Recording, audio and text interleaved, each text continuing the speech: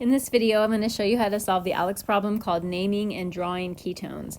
This version of the problem is going to give us 3 molecules, ask us to come up with the name of each molecule. The other version of this problem will give you a name, and it asks you to draw the structure of that molecule. We're going to start with molecule number 3. I think it's the easiest one to name. First step is going to be to find the longest continuous chain of carbon atoms that contains the ketone group, the carbon-oxygen double bond.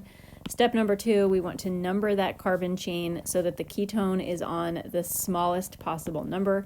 So I'm numbering from left to right. If I numbered from right to left, the ketone would be on carbon number 4. Next, I'm going to locate and name my substituents. I have on carbon number 3, I have a methyl group. And then last but not least, we're going to name the molecule. First, locate the position of the carbonyl group in the ketone. My carbon-oxygen double bond is on carbon number 2. Then we're going to say the number of carbon atoms in the parent chain. There are 5 carbon atoms. So that would be a pentane, but we're not going to include that last E in the name. And we're going to drop that E and replace it with -one to indicate that this molecule is a ketone. So this is a 2-pentanone. Let's do the one up above it next. Step number 1, find your longest continuous chain of carbon atoms, like that, and number that chain of carbon atoms so that the ketone gets the smallest possible number. My goal, it has nothing to do with the OH or the methyl group. The only thing I'm worried about is the ketone, the carbon-oxygen double bond, getting the smallest number. Then I'm going to name my substituents and locate my substituents. This substituent's name is hydroxy. And this substituent, as you know, is methyl. Hydroxy comes first alphabetically, so that means it's going to come first in the molecule's name. The hydroxy is on carbon number 1.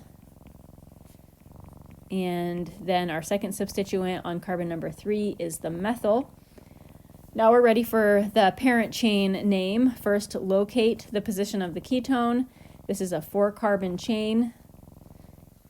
So it would be a butane, and we're going to drop that last E and replace that last E with ONE, 1-hydroxy, 3-methyl, 2-butanone. Last but not least, here is our longest continuous chain of carbon atoms, like that. We want to number it so that our ketone gets the smallest possible number. If we go left to right, our ketone is on carbon number 3. If we go right to left, our ketone is on also carbon number 3.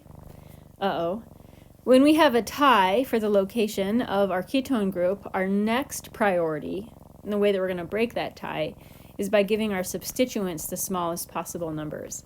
If we number from left to right, our substituents are on carbons 1, 4, and 5. If we number from right to left, our substituents are on carbons 1, 2, 5. And that is definitely the numbering system that we're going to go with.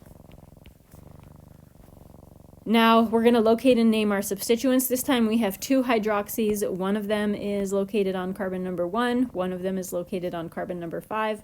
When we have 2 identical substituents, we use the prefix di. So this is 1,5-dihydroxy. Then we have on carbon number 2 a methyl. This is a 5-carbon chain, which makes it a pentane. Drop that last E and replace it. I forgot the location. I almost forgot the location of the ketone. 3-pentanone.